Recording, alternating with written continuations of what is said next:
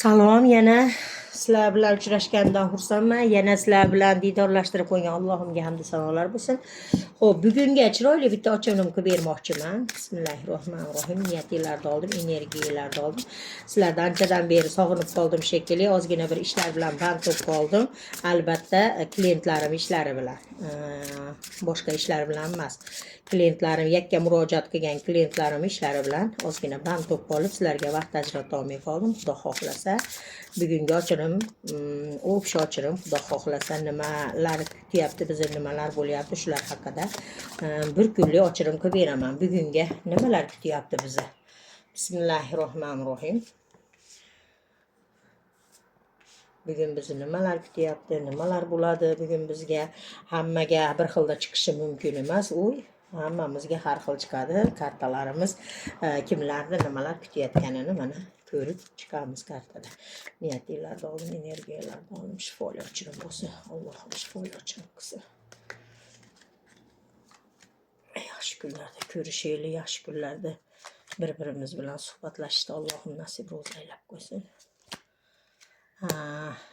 Bismillahirrohmanirrohim. Xo'p, bugun kimlardir nimanidir hal qilmoqchi bo'lganlar bor ekan hayotida, qanaqadir sudebniy ishlari yo dokument ishlari, qanaqadir bir ishlarda hal qilmoqchi bo'lyapti. Xudo xohlasa xayrli va yaxshi hal bo'ladi deb aytyapti. Juda ham yaxshi siz uchun bir omadli kun deb aytyapti.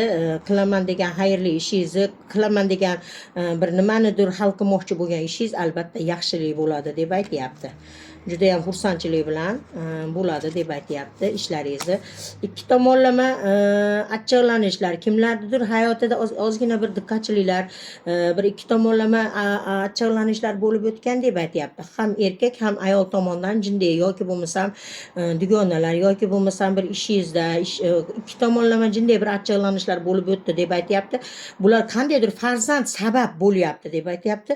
Farzandliklar sabab jinday bir ikkilanishlar, bir qandaydir o'zinglarda hayotinglarda bir achchiqlanishlar bo'lib o'tdi deb aytyapti. Ozgina bir kutishdasizlar, xudo xohlasa yaxshilik bo'ladi.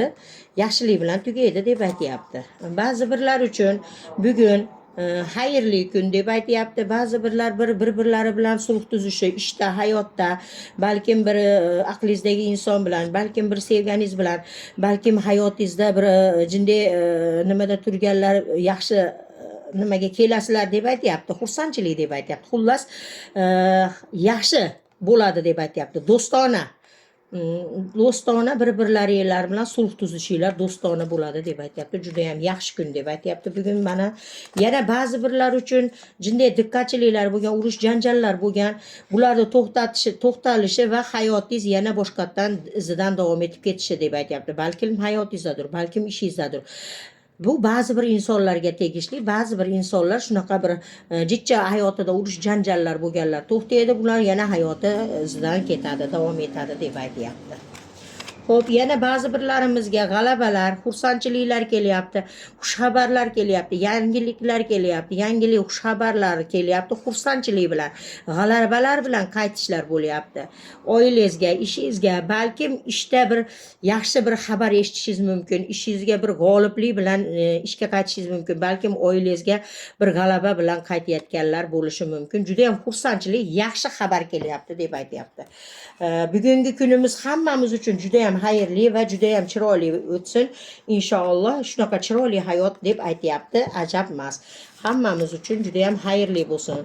Hammalaringizni yaxshi ko'raman. Yana diydorlashguncha xayr, sog' bo'linglar, salomat bo'linglar. Allohim nasib qilsa yana ertaga yana bir ochirim qilib ko'ramiz. Yakka ochirim qilmoqchi bo'lganlar telefon raqamlarimni yozib qo'yapman. Telegram raqamdan murojaat qilasizlar. Albatta pullik ochib berasizmi, iltimos, mana qilib berasizmi, iltimos deyotganlar, iltimos sizlardan. Meni sog'ligim o'zim uchun kerak, farzandlarim uchun kerak. Sizlarning ham sog'liginglar o'zinglar uchun, o'zinglarning farzandlaringlar uchun yoki bo'lmasam o'zingiz oilangiz uchun kerak bo'ladi. Shuni singari bu narsa albatta pulga ochiladi, bekorga emas. Bekorga ochib beradigan bo'lsam, men kasal bo'lib qolishim mumkin. Buni orqasidan men qancha bir sog'ligimni yo'qotib, keyin bu ishlarni qilganman. Bu shunaqa narsa. Endi bundan xafa bo'lish yo'q, iltimosga anaqa yo'q, xafa bo'lmanglar. Albatta pulli, meni ham tirikchiligim shu orqali.